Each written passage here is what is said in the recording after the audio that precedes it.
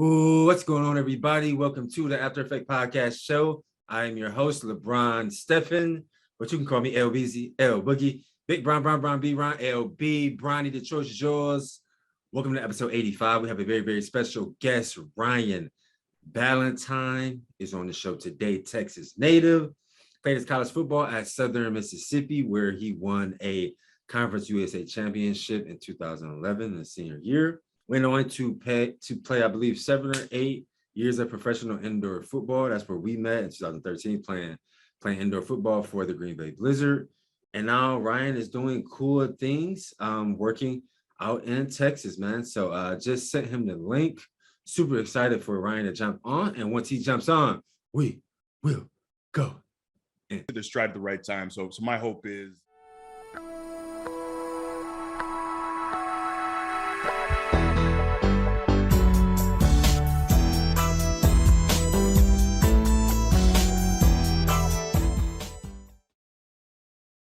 yeah, there you go. What's up, bro? What's up, bro? Hey, man, good to see you, bro. For sure. It's been a long time, man. I'm glad that you was able to carve out some time, man. I know we both super busy, man. No, man. Hey, being a grown up in this world right now is a different world. So you already know, man. It's tough, man. But like I said, bro, I won't take up too much of your time. This is called the After Effect Podcast Show, man. This is episode 80. I got all the time in the world, bro. So okay. As long as you want to go, I'm down for the cause. Okay, yeah, let's talk about it, man. So, it's always been my belief that all of us athletes, whether former or current, we all have an after effect or aftershock from the game of football, the wins, the losses, the politics, the bullshit that we go through. And a lot of times I feel like the guys that don't make it or don't, make it to the highest level, they never really get to tell their stories, man. So this is kind of just a free and safe space for us to kind of relive that journey, talk about some good times, talk about some bad times, but really just try to push the culture forward, man. Say it one more time. I said, yeah, this is really just a free and safe space for us to relive the journey, the good times, the bad times, and really just try to, push the culture forward as much as we can. All right, that's cool. I can do all that. It's always good to relive old college days. You already know. So I really just got one current event for you because we played around the same time. I think you was a senior at Southern Miss in 2011 when I was a senior in Iowa. What's your thoughts, man, on today's landscape, the NIL deals, some of these players getting, making more money than the coaches? Obviously, I always tell people it's 10 years too late. I wish I just got 1 year of that money. Man, you said it right, because I tell you, it's like, even my senior year, we won conference my senior year. So like, yeah, I saw that. So like, you could only imagine like a group of, boys from the South, like, yeah, a lot of people come from the same kind of walks, you know what I'm saying? So like, everybody's kind of like free and loose. But As soon as we get on the field, it seemed like boys just turned it up a notch and was just on a different level. Like, boys knew how to flip that switch from being at the party and then being on the field, because boys knew that shit. The only reason why I'm here is to play ball and go to school for real. So exactly. Yeah, and like you said, man, think about the conference champs now. Like, I mean, you talking about they bringing in like 6-figure bag, like 200, 300, like, especially if they go to a conference championship and win, like, you know what I mean? And back then, all we was getting was like some type of per diem, which was pretty small. And then we would get like a ring or something like that. But it's just, and we got the Pell Grant, and we was able to, you could sell your tickets. It was ways for us to make money, but the type of money they make it now, it's just completely different. They make it, some of these players make it more than the coaches. Put it like this: if they would have started, like you said, 10 years earlier, they would be at a new level with that right now. Because exactly, the stuff that they doing now, like any other things that's going on in the world, what they doing now ain't nothing new. We was doing all that same, hoorah, trying to gain exposure, boys. Exactly. I mean, fans knew if you was a baller in college, fans knew who he was. Even they didn't even have to be at the game. I remember being at the barbershop. The barbershop used to literally sit right on the other side of the highway from our stadium. And like, boys, you see no talk shit or whatever. And boys used to be like, yeah, bro, I heard your name off the loudspeaker at the stadium from over here. Heard your name, boiling type. Yeah. So it's not like boys ain't never like tried to create clout for themselves, you know what I'm saying? But it's just now that, it's on a different level now. them people that are in charge know that this is generating money, so why not, keep going with this? So exactly. I mean, I'm a little too late with it. Exactly. Like I always say that, and I'll be feeling when I say that. Like I'm happy for all the guys now that's getting to their money. It's long overdue, man. You know what I'm saying? We bring millions to these big universities, and our generation only seen a little bit of it. So now these guys are really being able to make some real money. They being able to have like basically start your life funds. Like when they graduate college, they got money to start their life. It ain't like they got to go somewhere and work and figure shit out. Like at the same time, it's just my opinion or whatever on it. It's a dark side to that whole situation. You know what I'm saying? Like, again, my opinion, like giving a kid, an 18-year-old, 21-year-old kid, that kind of money. It's like, especially when, a lot of them kids don't come from really nothing already. Exactly, so it's like, they don't know how to manage money. Once you give them something like that, it's like, you kind of like forcing their hand to, to do something that they ain't really necessarily supposed to be doing. Exactly. But I mean, it's the way of the world, for real. No, that's true, man. I know like some universities, they're providing like financial literacy classes and stuff like that. But like you say, man, going from a broke high school student to touching, even if not, we ain't talking about millions, but even if you touching 200, 300, 400,000, man, like you got to know how to manage that. You got to have a business accountant. You got to have business accounts. How much you paying in taxes? But like this, it's enough money. It's enough money to ruin your life. Put it like that. Right. No, I agree, man. I agree. But like I say, man, I'm happy for the guys now, but I always got to keep it real and say they 10 years too late. I just needed to touch 1 year of that. It's cool though. We got to get it how we can get it. Right. We still here. We still got to get it. So man, I saw you grew up in Killeen, Texas. I'm not sure if I'm saying that right. So to give like my whole little story on that, I'm a military kid. Like my mom and you my lived everywhere. They were both in the my father was in the Army, my mother was in the Navy, and I was born in Hawaii. Okay. And I lived in Germany, I lived in South Carolina, North Carolina, Georgia, all over the place, I graduated high school in Killeen, Texas. It's where Fort Hood is. It's the biggest military base in the United States. And that's where I graduated high school at. Okay, and then so I guess out of all those places, what place did you enjoy the most, if you can remember it all? I mean, I got to actually during COVID go back to Hawaii. I literally was in Hawaii for like 3 months during COVID. Just kind of living life for real. So, and then when I was a senior, we played in the Aloha Bowl. Down there in Hawaii. That was another opportunity to kind of like just relive where I'm actually from. You know what I'm saying? A lot of people I play ball with, you know what I'm saying? They be like, oh, I'm from here or I'm from there. And I'd be like, well, I ain't really from nowhere. But I was just glad to at least to be around the area where I'm from for a good amount of time to kind of get the gist of where I was born at. So I feel you, man. So I guess jumping into your high school career, I always say this for any like elite athlete, it's like a light switch that hit on. Like, and everybody got different times. Mine was like in the 10th grade when like I finally started like making all conferences, start making big plays on varsity, and then start getting all the letters, got my first offer. And it happened so fast. But for any elite athlete, when that light switch it on and you kind of turn it on.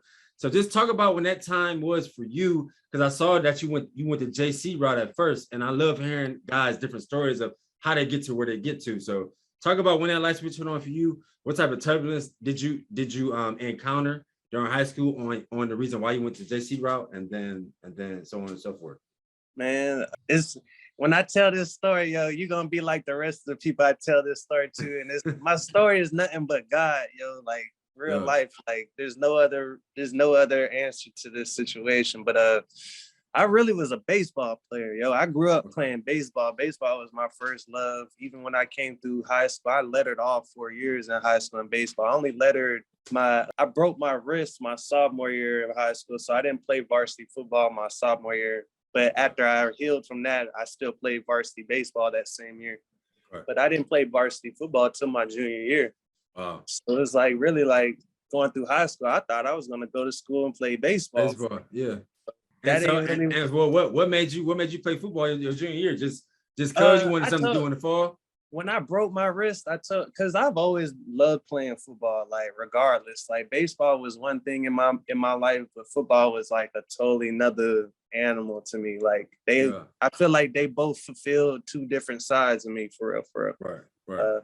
Baseball was kind of like that finesse kind of play that you kind of just kind of sat back and let the game come to you type whatever. But football was always that attack mentality that always get it. Like right. There's two different funds to it. You get all that aggression out.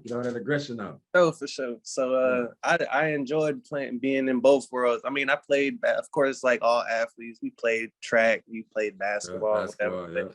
But those are my two deals right there. But so coming through high school, like I didn't get no offers to play no baseball. Like I was literally the best shortstop in the area, and I don't want to play the skin card or whatever, but you know it is. I had the best. I had how that should be. But look, I literally if you look at all the statistics from like my RBIs, from my hits to my runs to my stolen bases, like I led the team in all this shit. You know what I'm saying, bro? Right. I still never got no look or whatever. So my senior year, I had a good friend that I went to high school with that we really like grew up together, but he played left tackle. So he was like your blind side tackle. He was a big dude. He was by eye test, he gonna get, picked up or signed by somebody, you know what I'm saying? Regardless of how good he was. Exactly. You know how that be. So the JUCO that I ended up going to, they recruited him first. Okay. And they were like, this is during baseball season now, and I remember going on a visit to that junior college before baseball. Trinity Valley, right? I went to Trinity Valley. I went to a visit before our baseball season started. So I met the coach's staff and all that other good whatever. And I'm at baseball practice, and all of a sudden I see one of the coaches from Trinity Valley. He walking onto the baseball field, and I'm like, okay, you lost, ain't you? The field house over that way, like. Right. He like, no, I'm looking for you. I said, oh, okay. He was like, yeah, we're gonna go ahead and sign your old lineman, and we want you to come with him. Yeah. So I was like, dope, like I'm down, because I had no other offers. Shit, I was about to go to the military type shit. And you played quarterback in high school, and you didn't make this.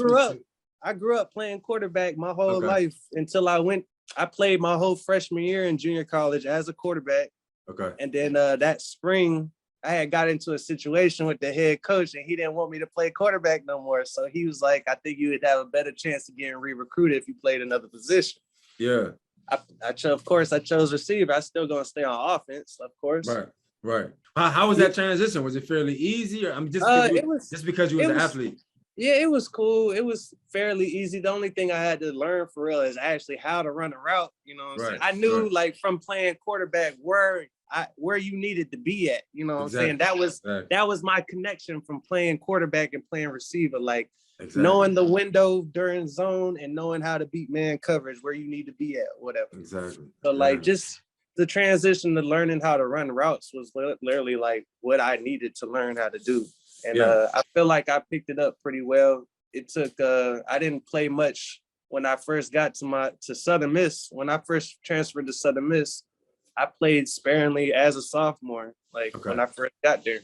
Yeah. And I didn't like full time start till my senior year. My junior year, when my junior year started, I actually started the first 3 games, but I had got a stress fracture in my ankle. Okay. And after that, I had the 6 weeks thing, and I had to go sit down. So talk about like the details of. I love talking to guys that went the JC route, because I just feel like a lot of fans and a lot of people may think that they understand the recruiting aspect. Like when you're in a JC and you're choosing what Power 5 school to go to. So just talk about how your recruiting was, and then like why you ultimately chose Southern Miss. Man, I tell you one thing, yo, like I put this out to any kid trying to get recruited, go to college or whatever. Like if you don't go to the schools D1 wise that you want to go to, go JUCO.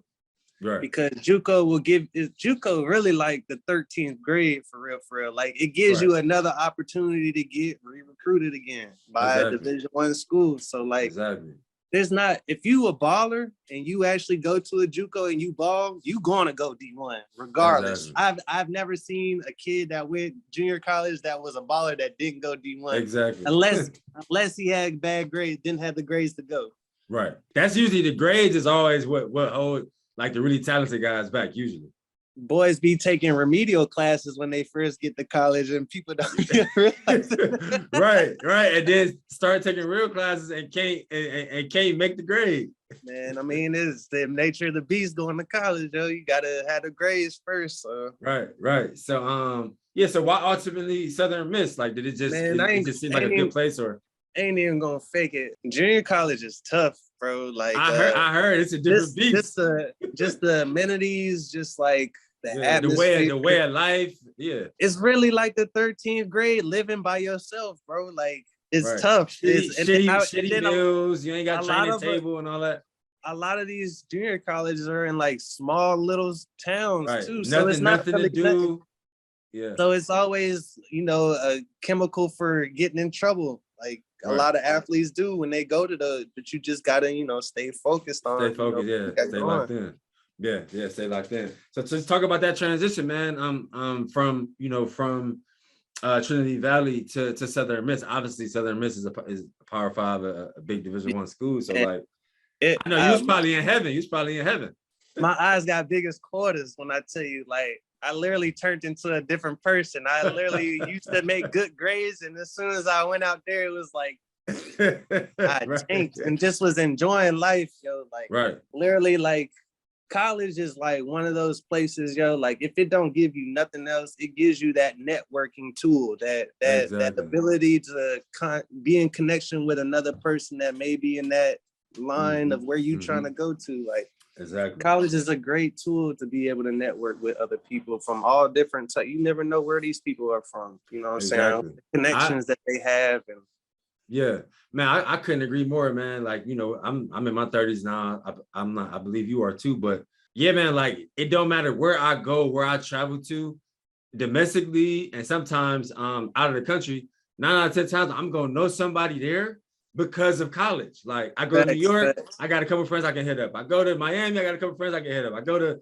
in Cali, I got a couple of friends I can hit up because of college, because of playing football. Take you so many different places. So most definitely. Yeah, man, like that network, like from college and from football, like it's definitely all the best. It'll bring you a lot of people that before they get to college, they kind of like standoffish because they don't know really what to expect from college or whatever. But like, it's a perfect way to open up. Yeah, definitely. It's dope, man. Especially when you can go for free when you're on scholarship. That's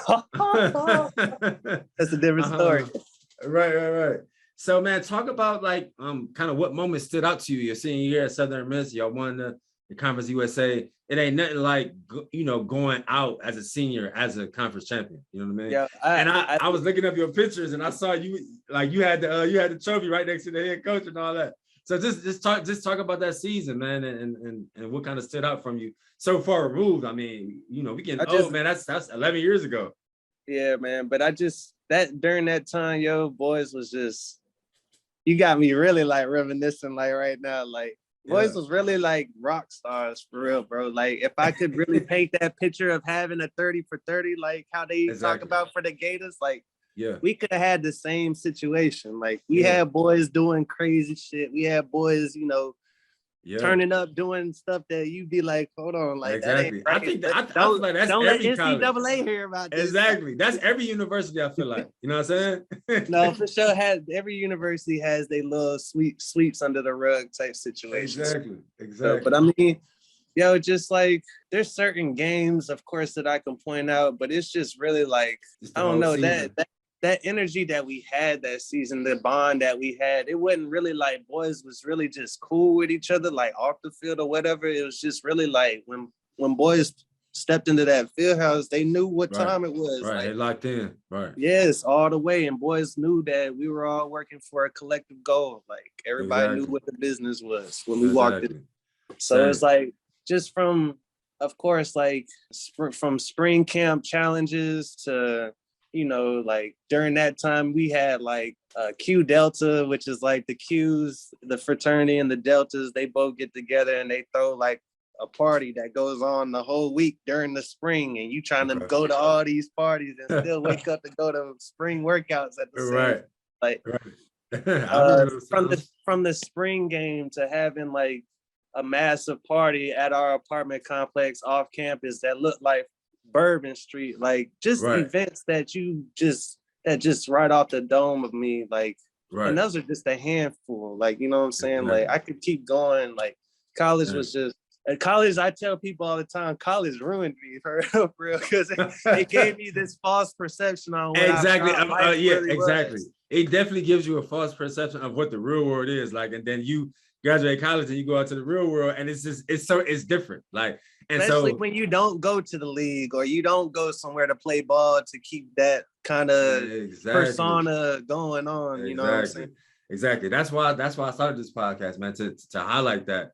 But I tell people the same thing. Like, college definitely is. I say it spoiled me.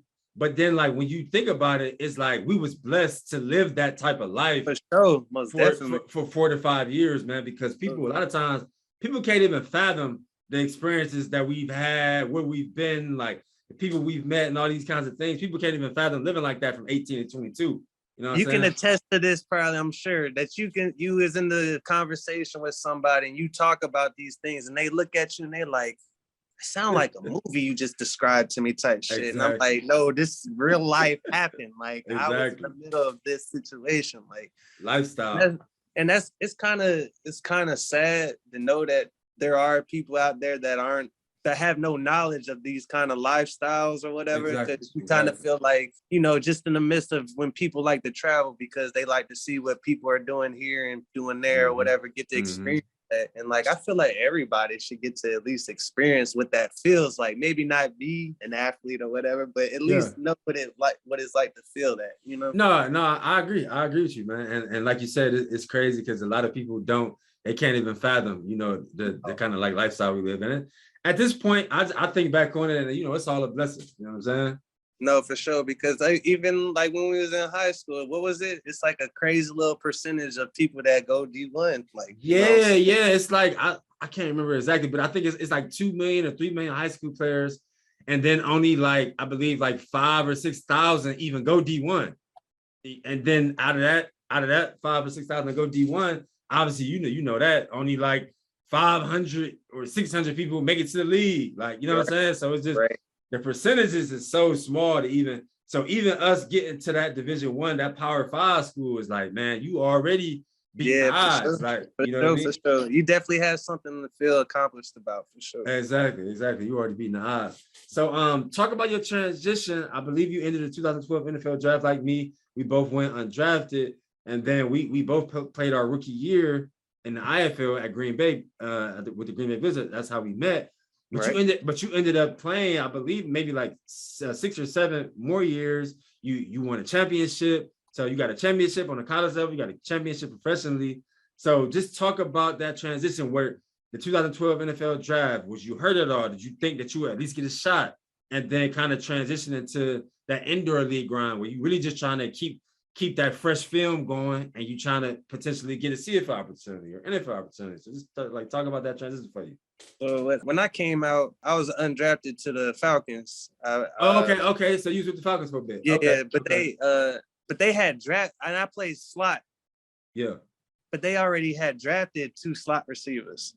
Okay. So like you going through workouts or whatever, and you kind of seeing how the political view of everything is going. You see how the reps going and all that. Yeah, man. The guys they drafted and shit. Yeah. When I tell you that industry is probably the most cutthroat industry I have ever been a part of. Like, if your name doesn't resonate in a lot of them coaches' ears, and you don't, you're not somebody that you know they have their eye on already. Like, you're kind of like already pushed to the side already. So I kind of felt that kind of flame already. Okay. When I first arrived. So, and then I didn't last that long there. So I was only there I made it to the second cut, and that was it. Okay. And then so you said like a weekend or 2 weekends. Yeah, that was it. Yeah. That was it. And then it was tough, bro.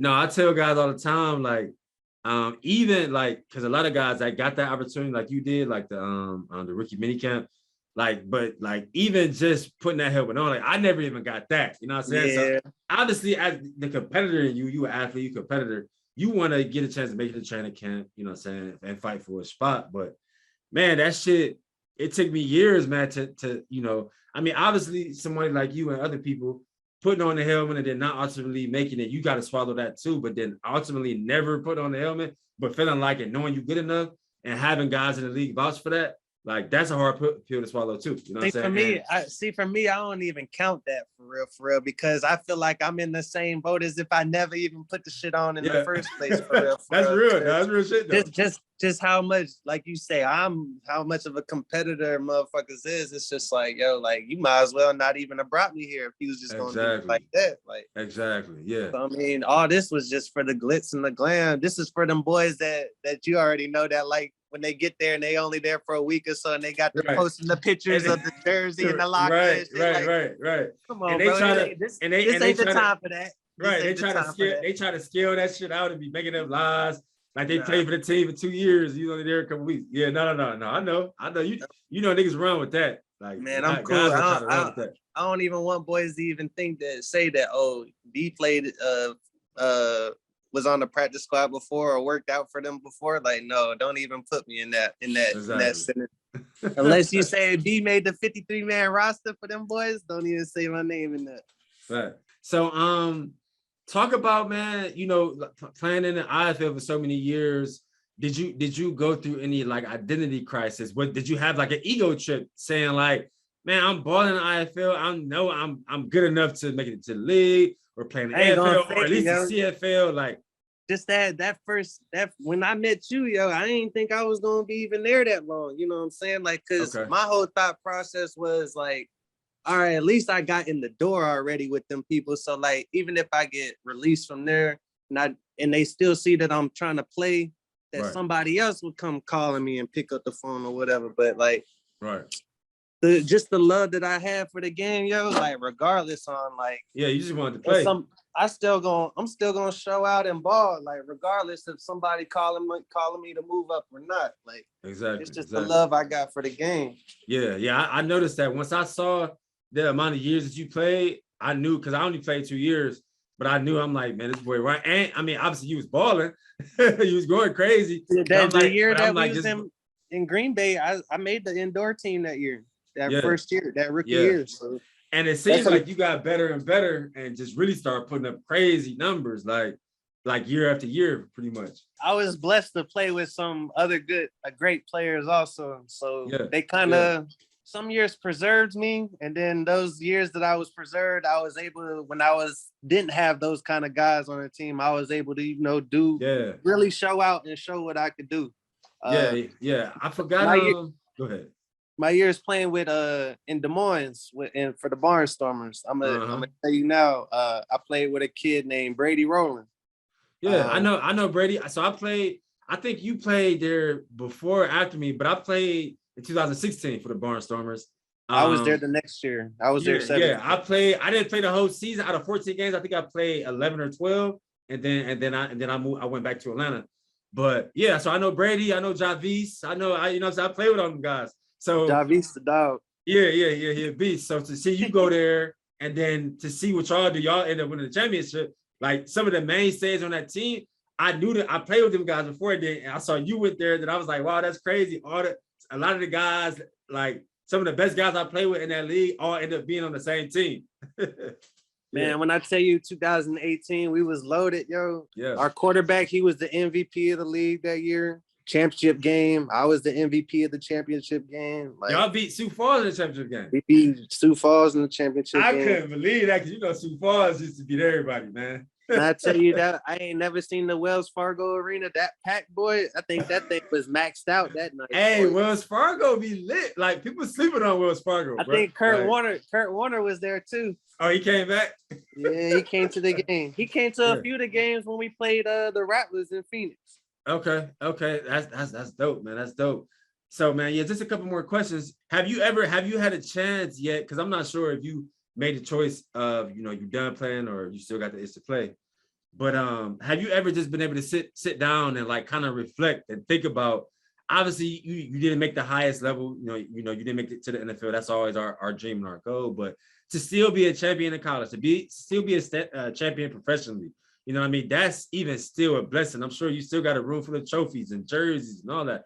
And you alive and well, and you can move around, and obviously we all have little nicks and bruises, but you still here. You know what I mean? Have you ever got a chance to just like sit there and just kind of reflect a little bit? It ain't even no specific time. I think about those things all the time, because whenever people ask about, like, even just simply like, how you doing? Like, I tell everybody I'm blessed. Like, literally, there's not one thing in life right now, to be honest with you, Brad, that I could sit here and even be like, I got an issue with, or something going on, or I'm not cool about it. Man, what I'm telling you, yo, like, I had played my last season, not this past year, but the year before that. What was that? 2021 was my last season that I played. Okay. I was in Tucson. Still made the indoor team that year too, as an old ass dude. But I had made the decision, just to take this past season off, just to kind of get myself in order, like my whole finances and my whole just me, and not have to really focus on like team situations. Kind of work on just me personally. And how you feel that transition has gone for you, man? Because I had messed around and moved into a crib that I had owned, that I was leasing out to some couples for like the whole time I was living in California.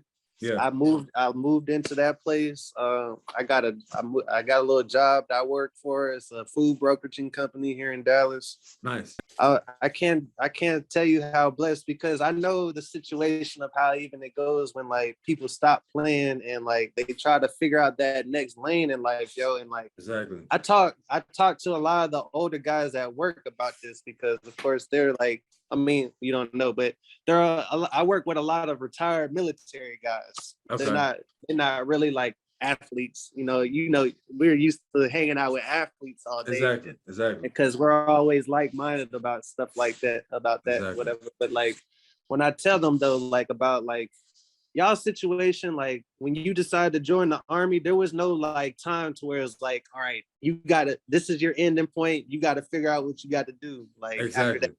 Like for us, like it was college first, and after those 4 years, you had to figure out, if you didn't go to the league, what you gonna do. What you was gonna do? Yeah. So, and I tell them like the Army, like I'm not gonna say nothing to disrespect none of y'all in here or nothing, but like the Army kind of held y'all hand and like paid you to just kind of just do what they wanted you to do, and there was and you finished when you wanted to finish. You know what I'm saying? Exactly.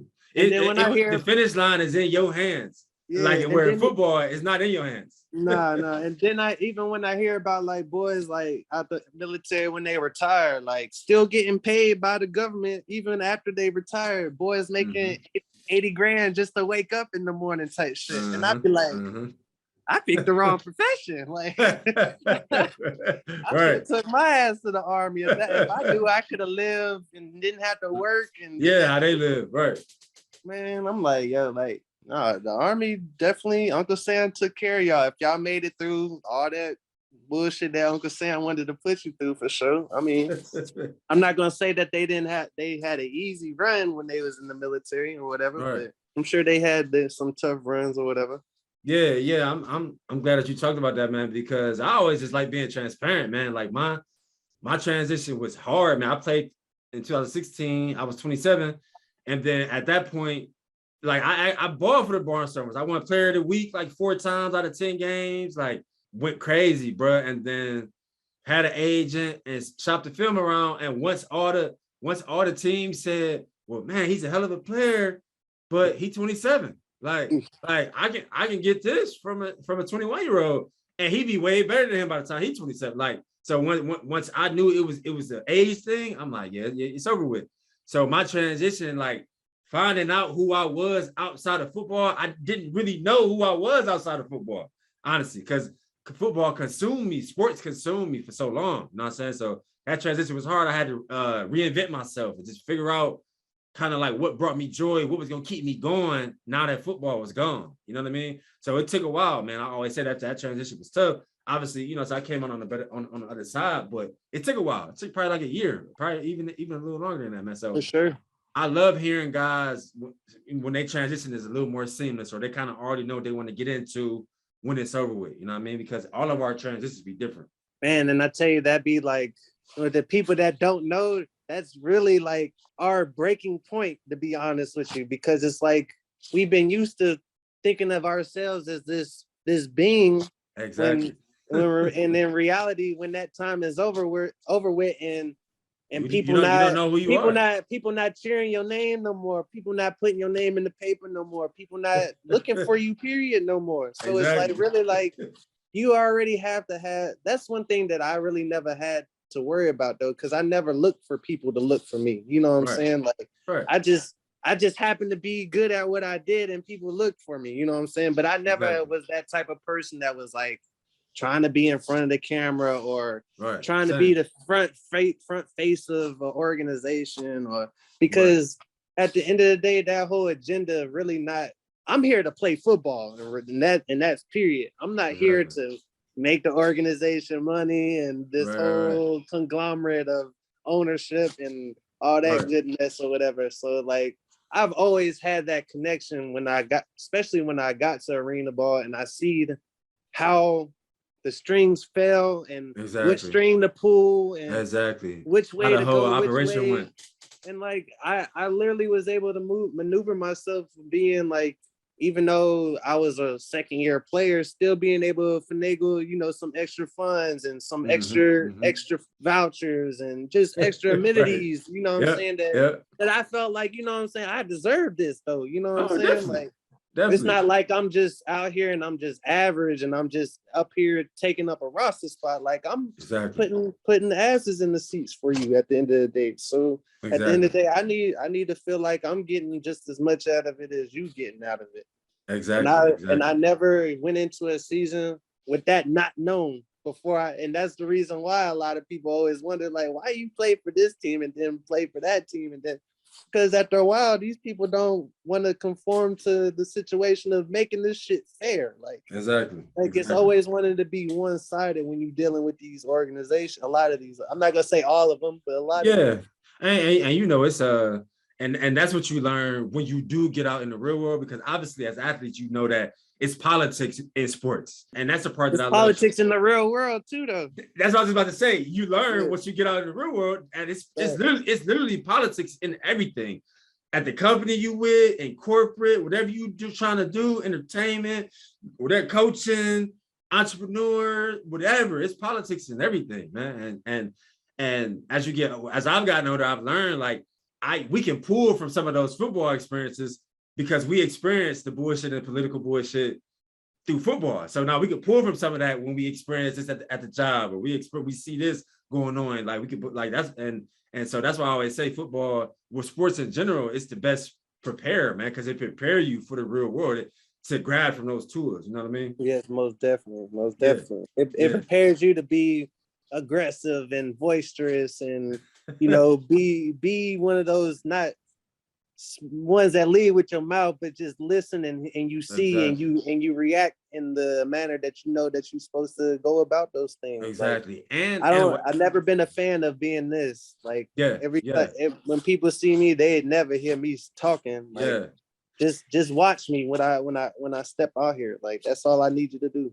Exactly. And I also think it builds like so much mental toughness, man, because you know you can have a hard day at work, and you know, and what you're gonna do your 1-2 and you get to the house, and then you're gonna come back right ready to get to it, because the football taught you that. Whereas somebody else that really ain't got that experience, they may have had a hard day, they're gonna call out the next day, or they may call out the next 2 days. You know what I'm saying? Because they're not used to experiencing adversity and having to get right back to it. You know what I mean? I see that at my job right now, currently, all the time. Same. And I'm in management, so I have people calling out, and you know, I mean, like you say, like they don't have it that in their wheelhouse to bounce back after a stressful day, and we got that. Football taught us that, you know what I'm saying? So it's definitely valuable, man. Definitely valuable. So yeah, last question, bro. What would you say is Ryan Balentine's after effect of his entire football season? You know, this was probably, you said you started playing your junior year, but you know, that's like a 10 to 12 year relationship. So like, what were some lessons that you learned from football, from baseball that you took and you still kind of carry with you now, and that kind of shaped and molded like your After Effect as you kind of like matriculate, through the world now? I think, like I literally just explained to you, I literally just said it, learning how to not, and more of listen and watch. Listen more than you talk. Because everything that come out your mouth, you'll know what to say when you listen and when you watching. Mm-hmm.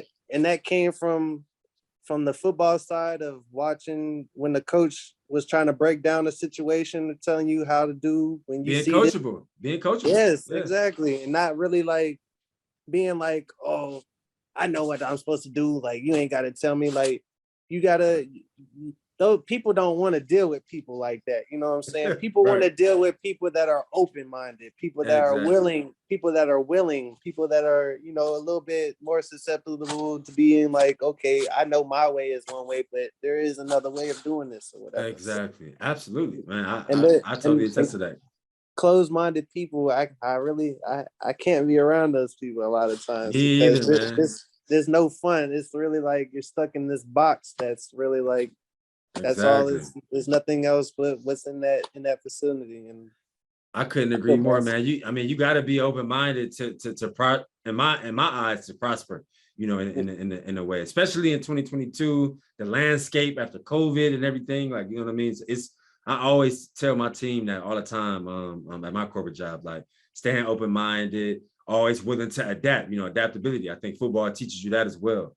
So definitely, especially when you playing here or playing there, playing with this kind of guy, playing with that kind of guy, like you really gotta be able to be chameleon, like in the sense. And then in that aspect works even more wonders out here in the real world when you making those connections with people.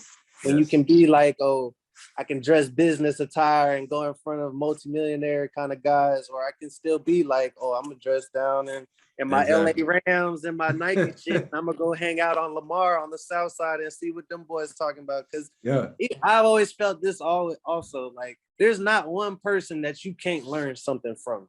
Oh, absolutely. Because people come from so many different places, and you come from where you come from, and you've seen what you've seen, and they've seen what they've seen. So it's like, somebody can tell you something about something, you know what I'm saying? Regardless if they on the South Side of Lamar or shit on the North Side in Addison, you know what I'm saying? Like, right. Yeah. They can both at least tell you some shit that'll make you be like, let me dwell on that a little bit. Oh yeah, like shit. Even if you don't fuck with a certain person, you can still learn something. You know what I mean? Always. Or just learn how to treat certain people, or learn how to treat people like that, or whatever. What to say around or what not to. Like, you can always learn something. I totally agree. Bro, how long you been doing this podcast though? Man, I've been doing this podcast. It's been a little over 2 years, man. I started it in June of 2020, like kind of like in the middle of COVID. Yeah, so I've been doing it a while. It's always been like on my mind, like kind of like it's just a passion project. And so, I always just kind of wanted to tell like storytelling is one of my passions, man. That's what I like doing. That's what brings me joy. So I thought it would be cool for people like us to tell our stories, because these aren't made up stories. These are real, live, organic stories. So the ups and downs, the emotions. Like, I've had guys cry on here. I've had just all type of stuff, man. Because a lot of times, what I notice especially with guys like us, guys just go off into the real world and get a job and start a family, and they never get to relive or even just talk through some of the hard shit that we go through as football players and stuff like that, man. So I kind of really just wanted to highlight that. So I really want to let you know that I love shit like this. Like, regardless if it's talking about what you talking about, or like even just talking about current situations that we going through in the world as a whole, Exactly. I love talking about these things because I feel like our generation that's coming up under us is at a loss. And even like our generation, I'm gonna say that we're at some people in our generation. Also. Exactly. So it's a lot of non-informed kids out there that don't know how really life works. They just kind of like maneuvering and seeing what they see on social media, or seeing what they see on TV, or hearing something from some fucked up ass individual that don't know nothing about nothing either. Like, I have cousins that, younger cousins that are just products of their environment, you know what I'm saying, and don't really know nothing really about nothing but what's in their backyard. And it's kind of hard to explain to them, what's really out here. Exactly. And I would love for, like, if you, whenever you on here, just let me know, and I would love to chime in and just talk about whatever's current, or just talk about what as grown as black men need to be maneuvering in this world, or whatever. I'm down for the cause. Definitely, man. I'll definitely keep that in mind. I've already had like a couple round tables, you know what I mean, where I've had 3 or 4 guys on at the same time, we talk about our different experiences. One guy may be from Texas, one guy may be from Cali, Ohio, and you get to talk about like some things you saw growing up, and then your transitions and in college, playing at the PWI, playing at HBCU, making it to the pros, not figuring out what you want to do after, like, and then like you said, even just finding out those differences just as black men, whether you're trying to go in corporate, you're trying to be an entrepreneur, you're trying to be a coach, like just understanding what people of any type of color go through, and the obstacles that you face, you know what I mean, just because of the way you look. Because this situation could help somebody out that's actually looking for that, you know what I'm saying? Exactly. Just from messing around, chiming in, and seeing us talk about this, you know, and asking those questions that they don't have that person that they can ask those questions to, you know what I'm saying? Because I feel like people like us, we been able, because of football, been to the Californias, to the New Yorks, to the Atlantas, to the Texases, to the Washingtons, the Utahs. Boys been able to be here and there and see how things really maneuver, because I feel like the mindset of a lot of people are nothing but, like I said, products of their own environment. They don't know how shit operates over there or over here, or they don't have no idea. So that's the reason why they kind of stuck in their situation, because they don't know how any way else to go about it. You know what I'm saying? Right. They don't know how to move properly, man. So yeah, man, I'll definitely keep you in mind. I'll probably be trying to have another one within like a month. I always just kind of let the universe work its way out. And when I hear guys kind of bringing that energy that you bring in, then I'll just usually just put it together, man. So, you know, we've been contacting each other, you know what I'm saying, via DM. So we just stay in contact. I'll probably shoot you my number. I may still have your number from Green Bay, actually, unless it changed. No, I got the same. Okay, yeah, same here, man. So yeah, we'll definitely be in touch. And one thing I've been trying to pride myself on, especially since COVID, seeing guys pass and seeing guys' family members pass and everything, I've been trying to pride myself on just giving guys flowers, man. And so, you know, I know we only played with each other for 1 year, but everything you've done, like I said earlier, bro, you're a college champion, you're a professional champion. So I just want to salute you and, you know, give you your flowers, man, while we both still here, and we kind of we can show that love to each other, man. Bless. I appreciate it. Much appreciated. Much love. Well, most definitely, man. So yeah, I'll be in contact with you for that roundtable, man. And I'll tap in with you soon, man. Stay blessed and stay safe, bro. You already know, bro. You stay blessed yourself. All right, man. Take it easy. Yeah, guys. So I thought that was a great episode 85. If you listen to the whole thing, Ryan Balentine has a great story, kind of with the JC route after being a military kid, living a little bit everywhere in the world. You know, started off at Trinity Valley and then chose to further his football career at Southern Miss. Like I said, was a Conference USA champion senior year 2011. Played, I want to say 7 or 8 years in the IFL, where he won a championship there in 2018.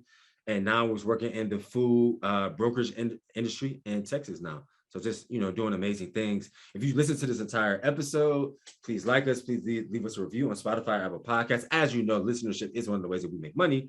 If you watch this entire episode on YouTube, on LeBron Daniel TV, please subscribe to LeBron Daniel TV. Leave a comment, leave a question. If you like what we're doing, if you like what we're continuing to build, please visit the AfterEffectsShow.com. We have merch. We have these black tees, which I'm rocking now. We have the black snapbacks, which I'm rocking now. We have these t-shirts in gray as well. We have the snapback in white and red with the green logo. We call it our Pokemon colorway. So again, visit the AfterEffectsShow.com if you like what we're doing, if you like what we're continuing to build.